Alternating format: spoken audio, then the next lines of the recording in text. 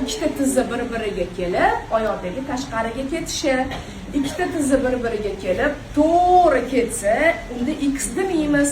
7 yoshgacha X normal holat, fiziologik normal holat, lekin bir xillariki juda ham kuchayib ketadi. Yassi oyoqlik, plaskostopiya, oyoqdagi tekisligi, svot yo'qligi, gumbas yo'qligi, mana bu yerda. Fayllaringizda, darslaringizda rasmigacha bor. Valgus, mana bu holat. To'pig'i, oyoq tegi, gumbasi yo'q, prям oqib ketishi. Valgusning deformatsiya. Agar ham yassi oyoq, ham valgus bo'lsa, plaskovalgusniy stopa deyiladi.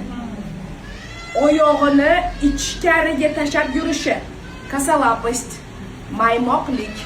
maymoqlik tug'ma ham bo'ladi. U alohida mavzu, alohida diagnoz. Hozir tushuntiraman buni.